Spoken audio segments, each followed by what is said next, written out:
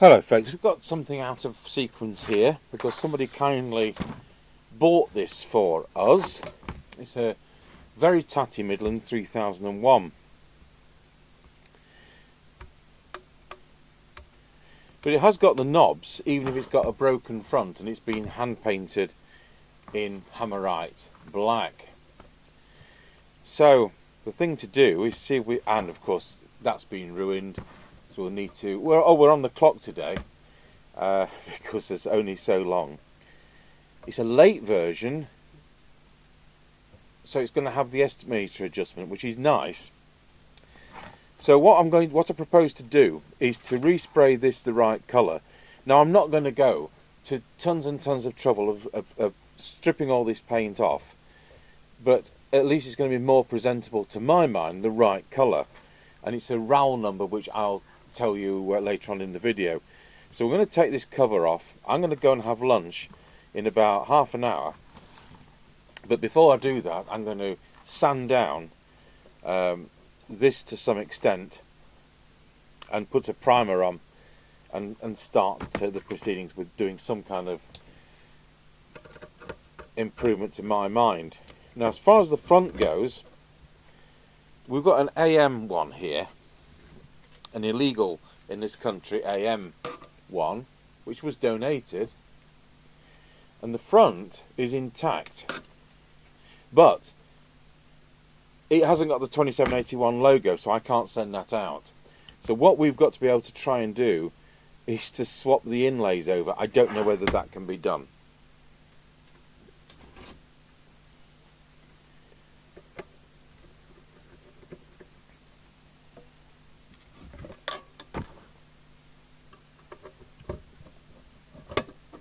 And when we've done this, if we are able to do this, it will be offered for sale, and first of all it will be offered to the person who gave it us at repair cost, and if they don't want it, it'll then go on eBay, and if it raises anything above the repair cost, which would be nice, then that would go to our 77s repeater ongoing site rental costs.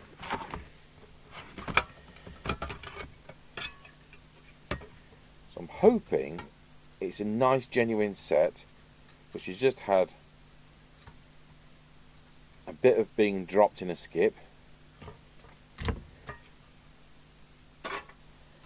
We'll sort this out later once we've got the radio working. So I'm looking for silliness where people have messed about with it.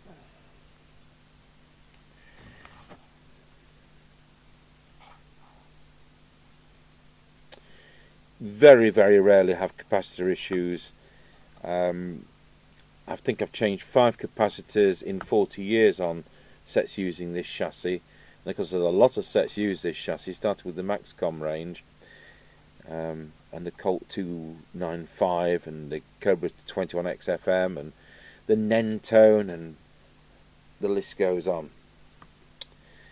And those 5 capacitors I've changed were actually part of diagnosis rather than actually necessary. You know what, that looks untouched. We'll get it connected up to power.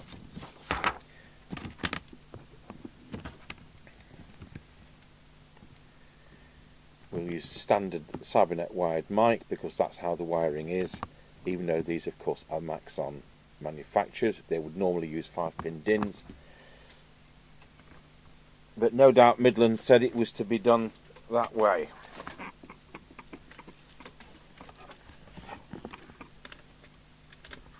We'll start by plugging the extension speaker which we have mounted on the wall, the SW711 speaker, into the public address socket. I'll make sure we're in public address, so we're not switching the set on in radio mode. We want the filter out, that's just a tone control. We want it in DX, so well, we don't actually. Yes we do, because DX switches out the RF gain control. In local, this is variable. In DX, that is eliminated. The idea there is you may have a particular local station where you have this RF gain just so, and you can switch to that position instantly or back to full sensitivity. That's what that's about, to make sure everything's there. Get the mic plugged in. So we've got the standard Cybernet wired mic, power supply on, and switch on. Meter lamp works. Strangely enough, it's on channel 20. Let's go to public address. Testing 1 2, testing 1 2 3. Excellent. Well, that's a jolly good start, isn't it? You wouldn't get that on a uni den. All the capacitors would want changing for, well, 4 of them would. So it is the 18th today. Midland 3001, and I think I said it was February 82 because there's different versions. And this is gift set. So it's very kind of this person to do this. So public address works, meter lamp works. Well, that is 2 things ticked off the list. So we'll go into CB. There we go, and we'll substitute the speaker for the test equipment speaker connection, which goes through all the gear. I think that's the right one. Do we need an earth?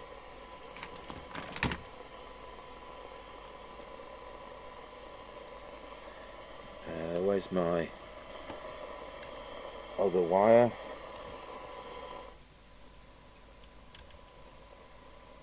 I'm not sure we do need an earth. Sounds absolutely lousy. It sounds like the IF isn't running and we're here listening to shortwave radio.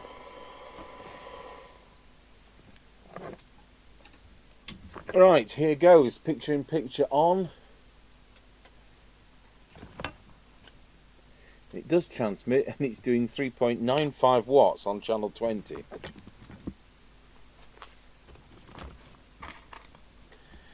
.95 watts. On channel 40 it's 3.9. On channel 1 it's 4. These don't have low power, which is naughty, but they don't. And it's 1.105 amps.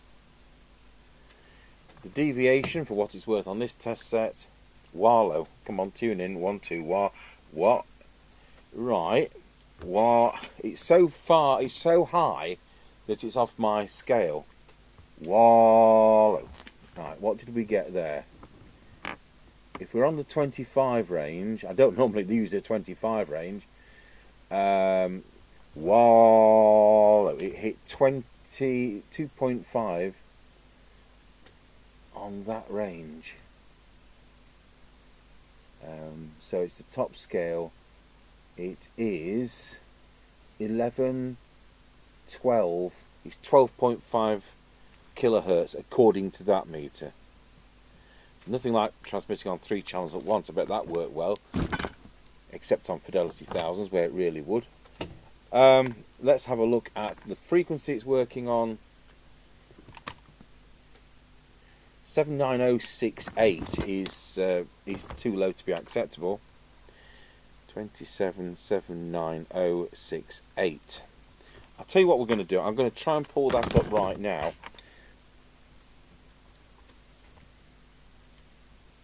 When it's that low, you start to think, have we got a Duff crystal?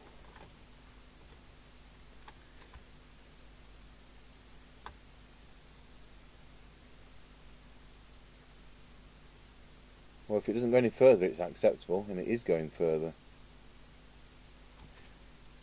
I'm just going to drop it slightly low because the test equipment is still warming up. So I'll have it spot on, and I'll recheck that at the end. So 2779125. Well, that's good news. We don't do VCO on these. I've said a million times before, when these are manufactured, they do the VCO with just the bare printed circuit board on what they call a pin jig. So it's clamped down onto a jig, just the bare board, all the front panel controls are connected to that jig, and they then adjust it using the jig. For us to adjust it later, you need to install another 3 components, which they don't fit at the factory. But it hasn't been touched. It works on channel 1 and 40, so it isn't an issue. And the number of VCO issues on Maxon sets is probably 1 in 300. So it's just so rare. I think I've only ever put the extra parts in twice to do it. And that's usually because it's been messed with. So, the RF meter, what does it read? When we key up, it bangs across. What's that about? To make it look like it does more than 4 watts when it doesn't. So, the sockets work, we can do that. Now this receiver, that doesn't sound right. So either the detector's absolutely screwed up, or, and what's the or? So here we go, 2779125 on the signal generator. Let's get that locked in. I've got 6 minutes to go.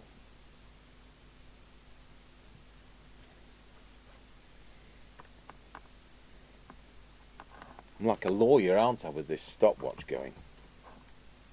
Yes, that'll be 20 minutes at £1 million an hour. Not minimum wage like me. Right. If I'm lucky.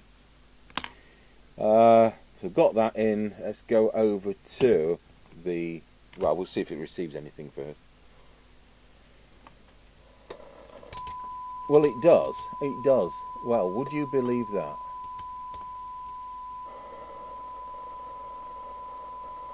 The detector sounds miles out. So we've got, for 12 dB, we have got 2.65 microvolts. I can think of some new sets that aren't much better than this.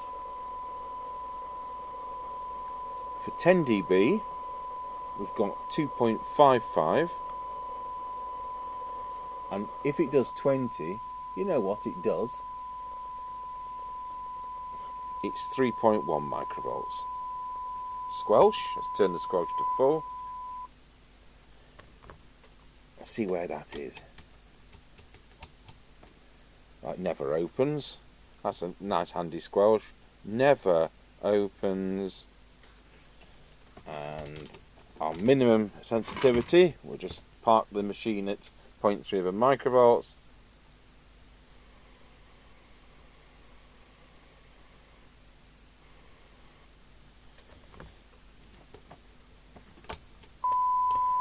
Well, squelch does do something. 3.2.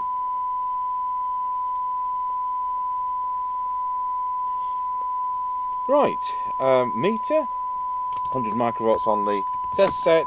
We should have S9, and it's banging across. So what does give us S9? It is 52 microvolts. Now that would be right if it was an amateur radio on HF, but it isn't. And it's 100 microvolts for a CB radio in the UK. Right, well, I'll just check that the other switches work.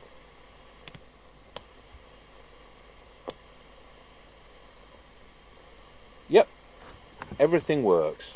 No noisy potentiometers, no noisy switches. It's got screwed up deviation. I'm going to switch the tester on behind me, then that will be ready. And we'll start by tuning up the transmitter. That will probably take us up to time.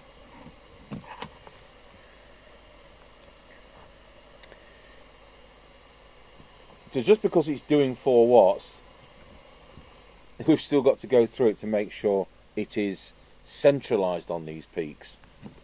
So here we go, going to transmit. So the first one wasn't quite centralized.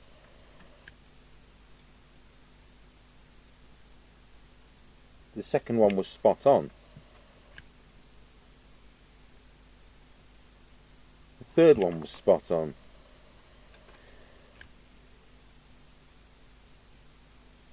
that was spot on. Then we need to achieve a peak.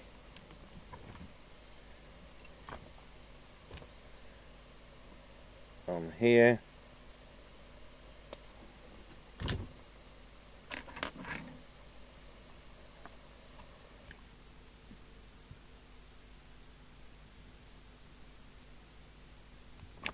So we're now at 4.2 watts. And this is the one the power's set on when the others are in tune. And we'll be tuning it down, I think.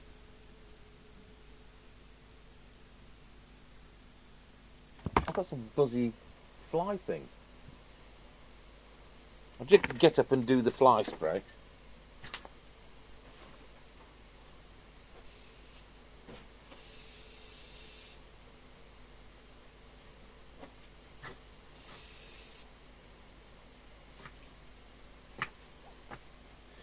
Doesn't like me now I've done that.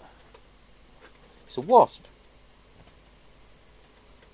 But what do wasps do? What's their purpose in life apart from be annoying?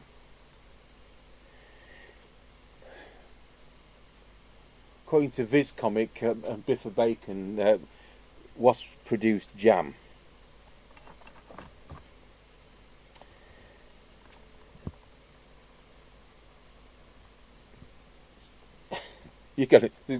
There's a buzzing on your video. Yeah, there is a buzzing on my video. Right, so we've got, it now wants turning down a bit more because it's cooled down.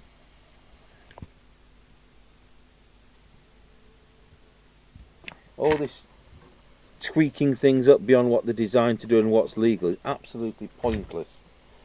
Thrash the radio, get all kinds of harmonics and don't get any more range. Right, so we'll go through the channels now. We've got exactly 4 watts on.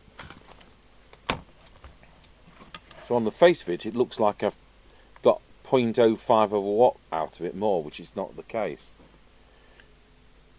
It's 4.02. We can let that go. Don't think Busby's going to be coming for that. That was funny, wasn't it, when it was Busby advertising the post office at the time, which the licensing authorities were part of at the time.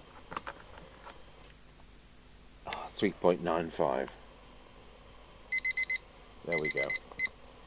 Right, that just gives us time to do the meter. The meter presets at the back there. Go to channel 20, it will help.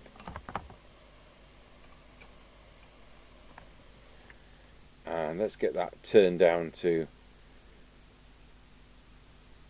just under the 5 is about where we want it.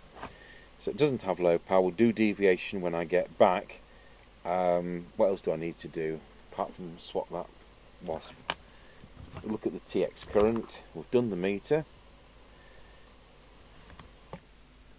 Now 1.091, 1.091. So you can see that tuning has, even though that it's the same power, it's actually brought the transmit current down, which means the interstage SWR is better. And of course that's better for the life of the set. There we are. So I'll go and do this. I'll have lunch and we'll get these initially sprayed. If this can't be done today, we'll do an on-the-air test with it as it is. But I'm hoping we can at least get some colour on it. Right, I'm back. We'll start with the deviation. I've plugged into the test set behind me, and let's have a look. Wow, of course it's off the scale on that as well.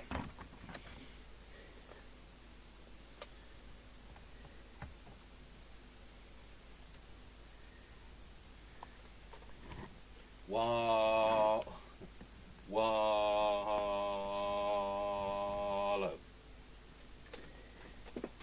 A squelch, what a twit.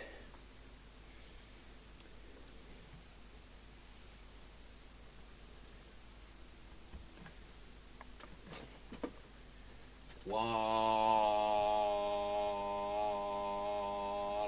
There we go.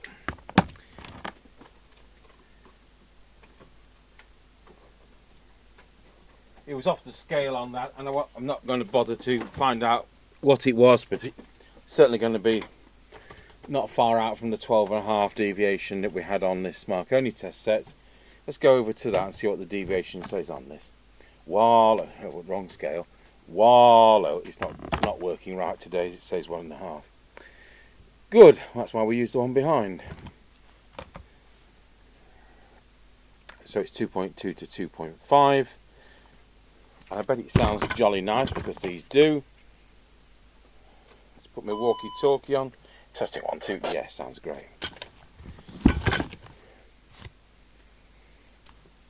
Right, so apart from upsetting the squelch, and you can see I've been working on painting the the case. I've put an orbital sander into operation in the organ workshop, and I've got some of the imperfections out of the previous paint, and of course roughened it up, which is the idea. Gone over it with a spirit wipe, and then to use an aluminium kind of buffer coat. And we're going to do an undercoat, and then we'll do the top coat. So I said the idea isn't to make the most splendid case you've ever seen in your life, it's to just make it a bit more competent. And the right colour. Right, I've actually printed off, because when I was kindly given this, he'd bought it via eBay, and I did research the advertisement for it, and I'll show you that, because it's interesting that he says that he hasn't tested transmit, but he tested receive. And of course it's receive that's atrocious. So I'm just going to black out a bit of this, because I'm not trying to I really appreciate things like this, and it does help us. And apart from, you know, it's a kind of honest thing he said, the vendor. So remember, our customers bought this off eBay, and there's the pictures. And if I went into all the details, that damage to the front is clearly shown. Everything is clearly shown. So the original vendor of this, absolutely 100% on the photos. I just not realised I haven't crossed out the other side.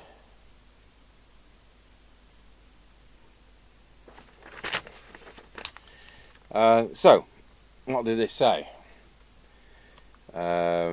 This is for parts only or repair project, no returns. The radio turns on and receives okay, which of course it doesn't, but there you go. External 5-way with silver rod, not tested on transmit. I don't have the correct microphone. Well, actually it works on transmit, but the deviation was ridiculously high. But we've sorted it out. We've got the same power, more or less, but with better tuning and less current consumption. And then there's the usual AI. I love these AI descriptions. With a wireless range of up to 30 miles. Yeah, that's true. There you go. So we looked at that. A very truthful advert. I'm not quite sure why I haven't got a Cybernet wired mic, but there you go. It doesn't matter to me, and there's no transmit issue. So we've got to try and sort this receive out, which there is an issue with.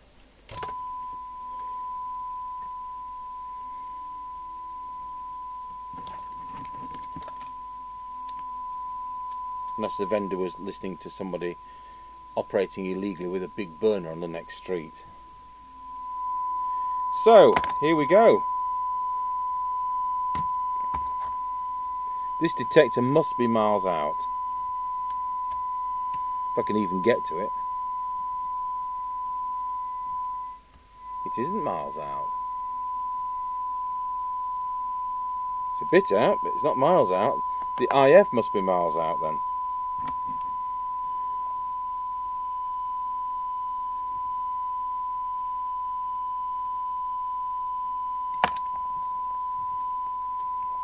I thought we had another coil with a similar type of core, but I can't see it.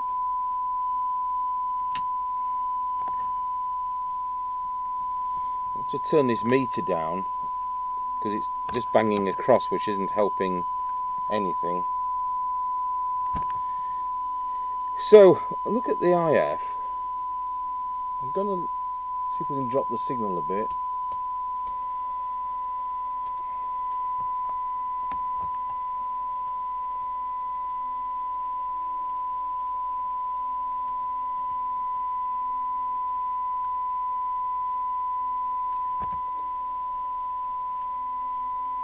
So I'm looking at the oscilloscope, the cyanide meter and the meter on the front panel.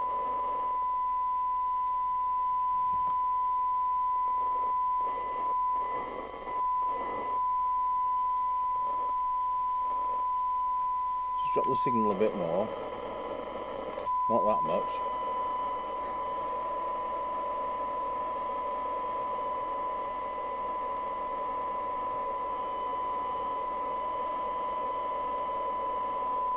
That's the one. That's the one.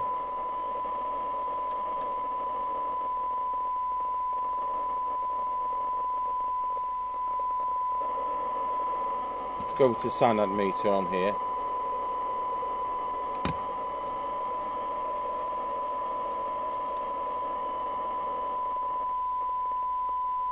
That one's miles out too.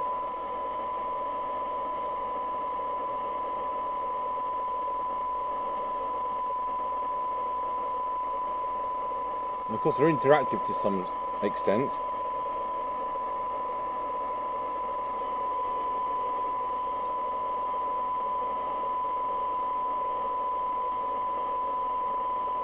Now we'll look at the front end.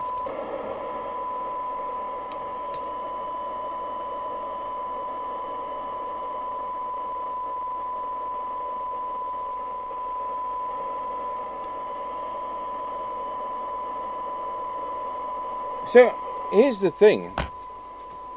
I mean, the vendor's probably bought this in a batch of stuff. I'm not saying the vendor's got anything to do with this mistuning or tuning. But here's the thing. This radio is being tweaked up to, you know, do as much as they could get it to do, which turned out to be 3.95 watts. And I've tuned it up, and we had 4.3 watts, and I've turned it down to 4 watts. So they did that, but then they untuned the receive. Why would anybody do that? Turn up the transmit, turn down the receive. I'm confused.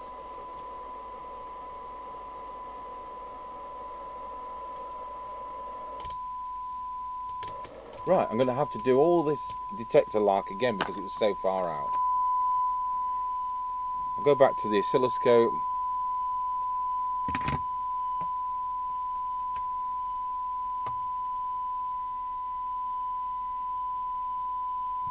Definitely this peak. Let's look at that first one there.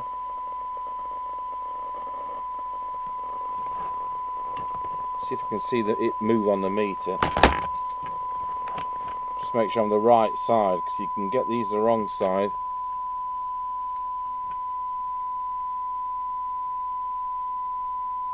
Yeah, that's absolutely correct.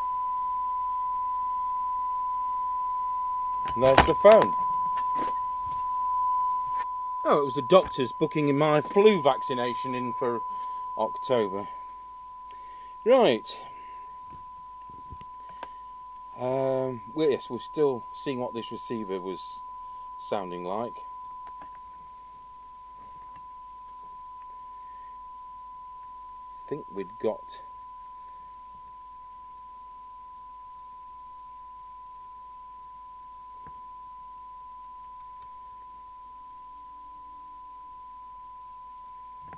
need to see that on the other meter. Back to the cyanide meter.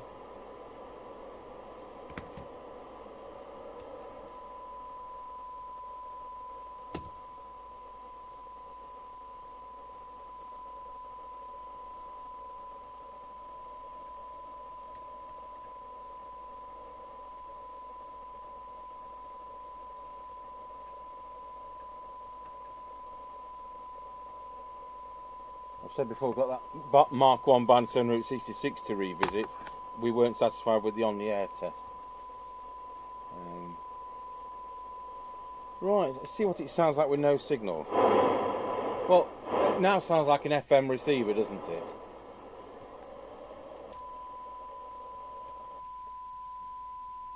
Let's see what the cyanide reading now is.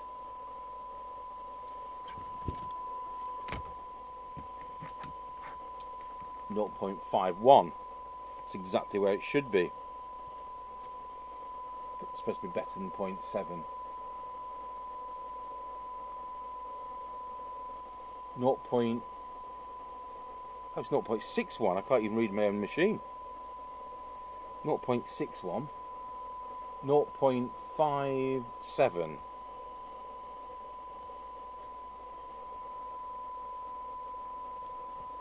Make sure our RF gain's at full. Yeah, 0.6. I could say 0.6, but I will say 0.61. And then our 20 dB, is now 0.78. So this is what I don't get. Somebody tuned up the transmitter and detuned the receiver. It's like we only want to receive 2 miles on this.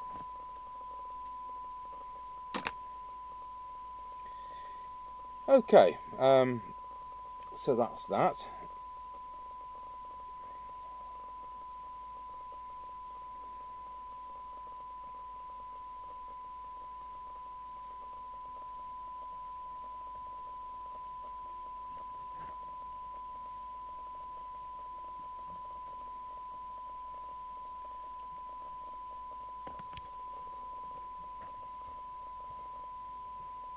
I'm just wondering what's under this. I'll do it with the negative. Just wondering whether the original pins are under here.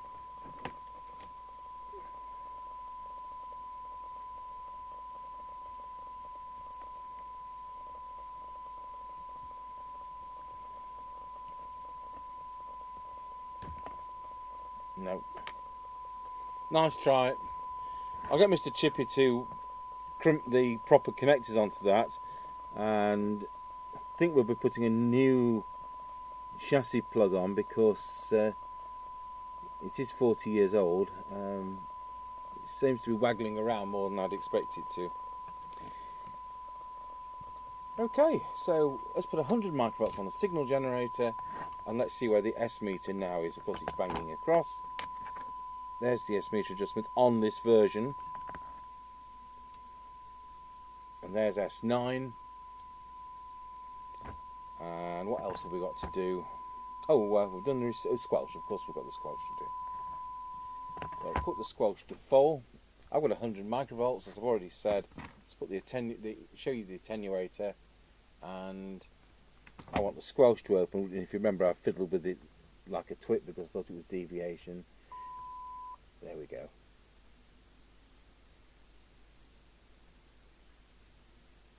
Here we are.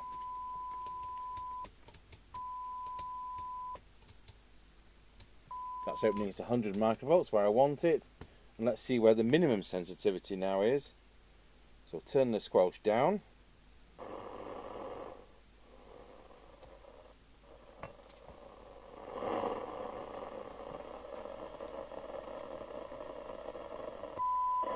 Oh, and set squelch.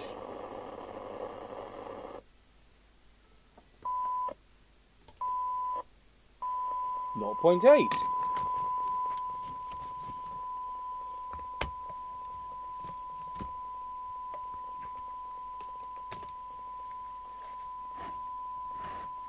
Naught 0.8. So we've got 100 microvolts there, and 0.8 microvolts there. So that's great. We've done that. So technically the radio's done. So here's the thing. Let's unscrew the microphone.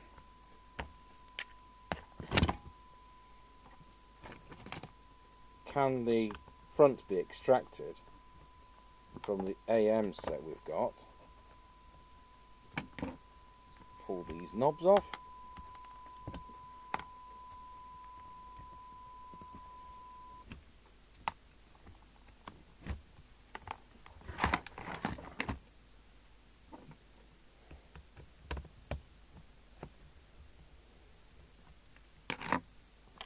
I did show the paint, didn't I? It's RAL 7031 for these radios. That was £13.99, so you know it's an added cost onto your project.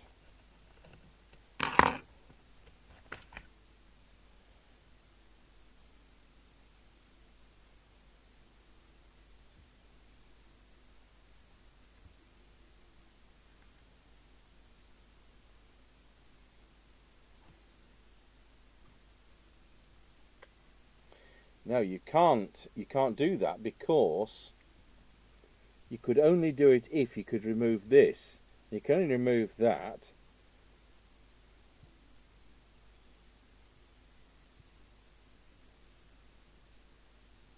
if you can unbend all the lugs and not break everything. I'll just see whether we've got a front, because I bought some fronts some years ago from eBay, about 2014. They didn't come free at all, about 45 quid for a pile of fronts, and the trouble was, half of them were for illegal radio, so they went straight in the bin. So the half I was left with, they're nearly all the kind of sets that fail, like Midland 77099s and that, with the dry joint problems. But there were some others, and there were some surprising ones. You know, like Mustang 3000, which should never be being chopped up. And there could be a Midland 3001 in those. I'll have a look. Right, so we've got one, but it's got a smashed lens. So we've still got to still be easier than doing it with the AM one, but we've still got to get this out. So it's going to be a matter. It's going to take longer than sorting the radio out. Yeah, it's kind of melted into the plastic.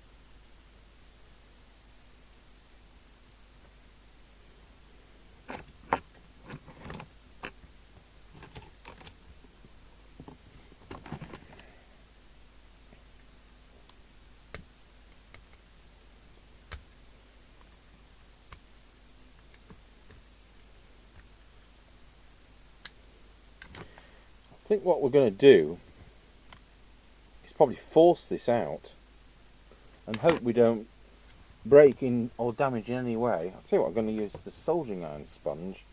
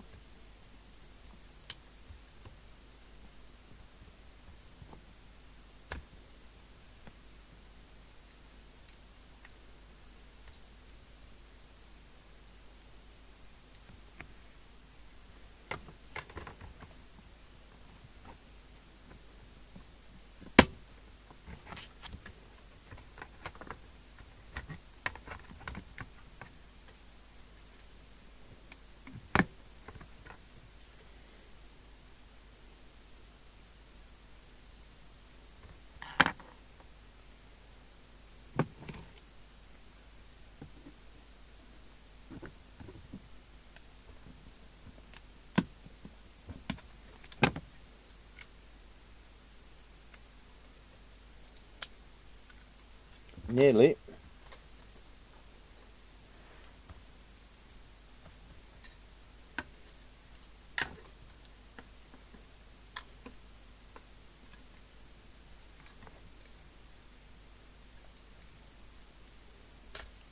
Right.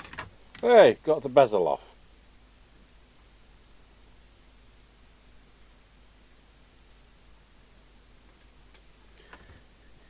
Now we could always reuse this if we have to. Let's see if we can get the other bezel off. So this is our original front the radios come with. Let's try and do the same again.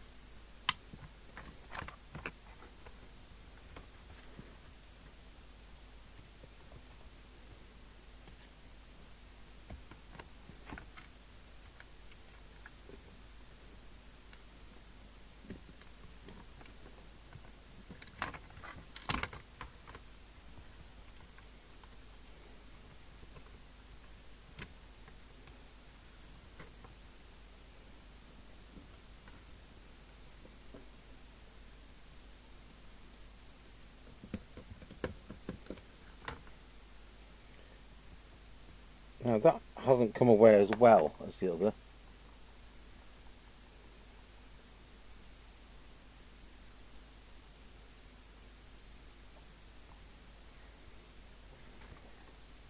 So I think we'll put the other one, get this window out.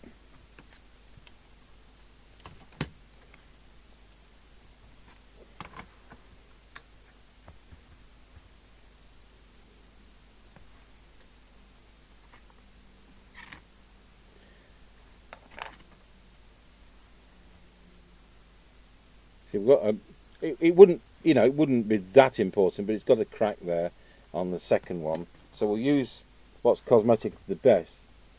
It's going to have to be glued in position, of course, because the plastic lugs are melted in, aren't they?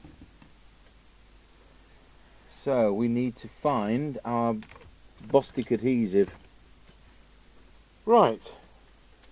Let's see if we can put that back with some carefully put Bostik adhesive where the lugs all are, or were.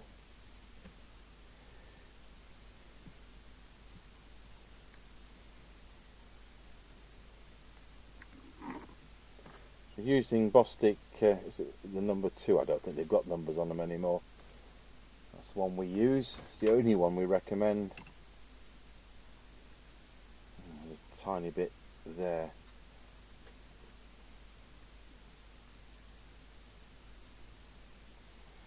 I'm not pretending in any way that this set hasn't been repaired.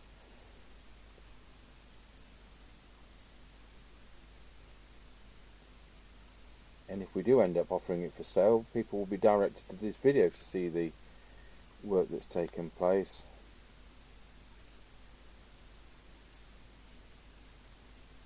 Actually, all the lugs have actually gone into their remains of their places.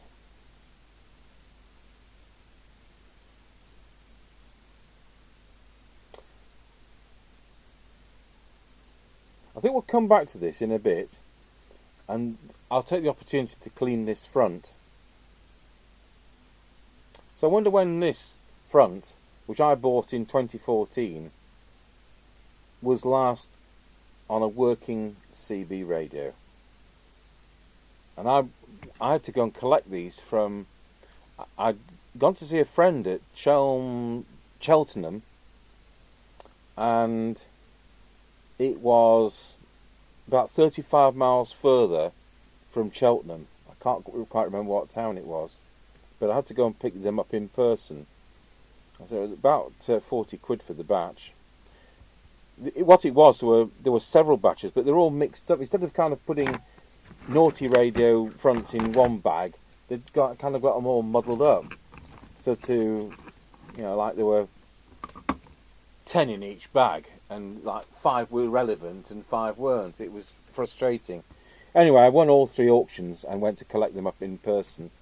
So there you go. There's a lot of travelling involved. It was 175 miles each way to collect these fronts.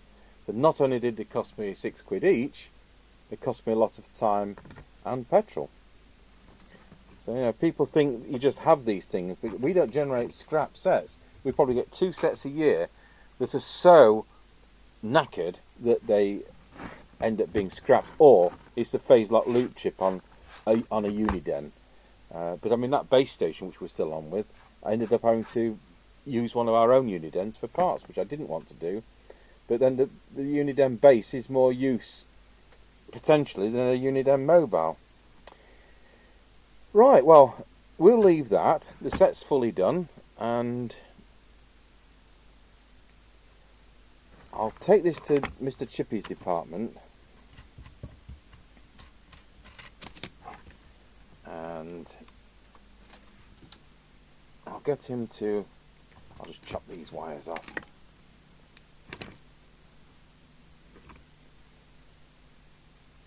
There we go. And get him to sort the power connector out. We have those in stock. They're the proper part. They're currently in manufacture. It's not some new old stock, but they come from the United States and they're expensive to import. Right, I'll see you in a bit. Right, we'll just get these, see if we can put a bit of more cleanliness on these. Mr. Chippy's doing the power connector. They've got the actual power connector in back to front with a pin jammed in it. We'll just put a new one. I think we can run to 229.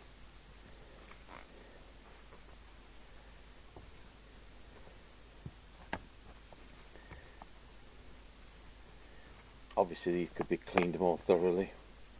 We could have put them in the dishwasher.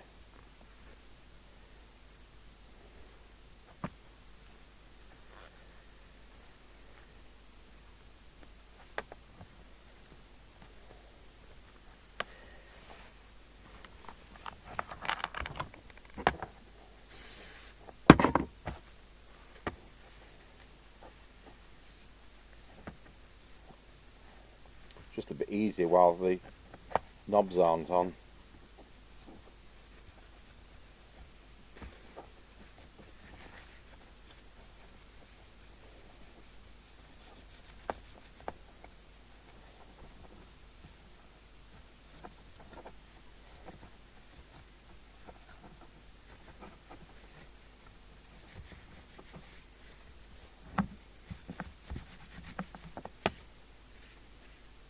Well, it looks a bit smarter. So, of course, we've ended up putting a damaged one of these amalgamated with another damaged one, haven't we? So we've now kind of made 1 out of 2, but we've still got bits from the others which are still useful.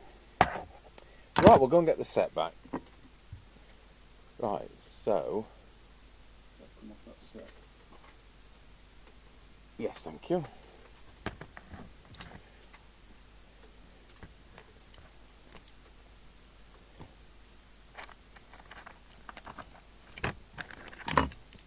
The lids aren't ready. I'm going to put them on as a temporary thing. We need more coats of paint. It'll be done over 2 days. I'm not hurrying this, but just so we get the gist of it, and so we can do the on the air test. So Mr. Chippy's just. We've replaced the connector. They'd managed to put it in the wrong way round, so we could get it out all right, but there was a pin stuck in it. And to be honest, we have an extraction tool for the pins, but it wouldn't extract, so the pin must be messed up or something. So I thought, I'll tell you what, for £2.29 we'll just put a new connector in. So we have. So Mr. Chippy's put the correct crimps on those. We have the right tooling from Japan. for those, and so we're back to factory standard now, and these are similar we have on eBay. And then we've got the leads which Mr. Chippy makes with the correct tooling and that, so we'll be putting a nice new power lead on that. So we'll just to get this on the road, let's put this panel on.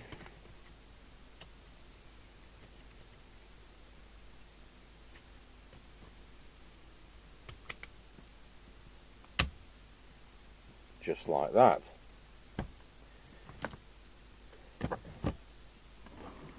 So hopefully I showed you the round number. I want to put, I haven't got any, but I've ordered some bright zinc screws because they're not supposed to be black screws on these radios. And where have I put? Here they are, the front panel screws. So get this back together. We'll just loosely put the lids on without the internal speaker, just so that it kind of looks complete-ish, just for the on-the-air test, and then we'll be back tomorrow with carrying on painting the lids. They only had 3 very light coats. And I say I'm not trying to get these so that they're impeccable. I'm trying to get these so they're presentable. That's the basic thing. We know that it's been mashed up. It's a 40-year-old set. It's been given the kiss of death. And the other thing which has struck me is that the lids are from 2 different radios. And I know that because on the speaker side lid there's the remnants of labels where there's been a warranty sticker. You know, it says removing this label invalidates warranty, but the warranty labels don't correspond with the other lid, so it's 2 different lids, but it doesn't matter. It doesn't matter in an iota. But it's always interesting when you see things like that. Right, so we put these on quite lightly because you see so many lugs broken off, don't you, on CBs? So we need to try and align 20 if we can see. Well, we can't see the numbers on that, can we? We'll just put it so that it's one of the marks to the top.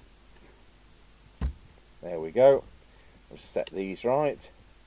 Put them all on minimum. Get the pointers in the right place.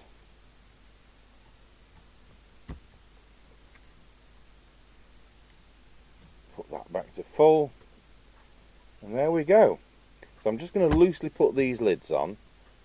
Be careful how I handle them because they're still going to be wet enough to do fingerprints.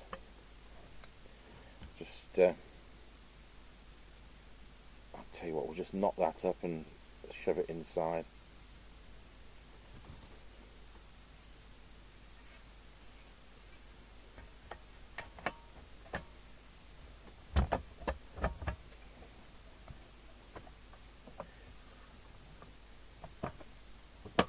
So we'll offer this back to the person who gave it to us. I'm just going to put a couple of wrong screws in for now, just to hold it together. And if he doesn't want it back, well, we'll put it on eBay at starting at repair cost. There we are. But it's made a nice video, and it's made a nice radio. I'm going to on the air test it right now. So there we go. So once I've finished painting, it will be better than that, but it's the right colour at least. So with the standard microphone, we'll get that plugged in.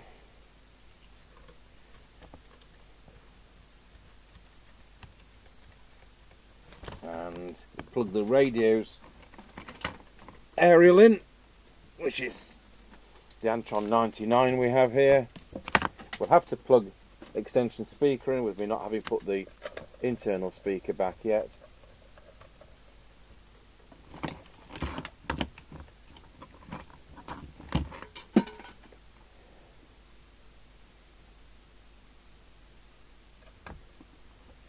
And we'll plug in the nice new power lead.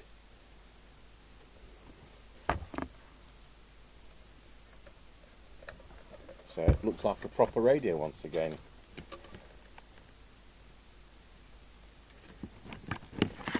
So you see all that driving to 35 miles beyond Cheltenham to pick that front up with those other ones, and it's finally in use once again. Oh, we'll have a quick flick round.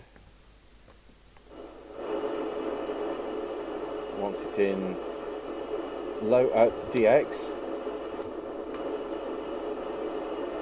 1 and a Roger.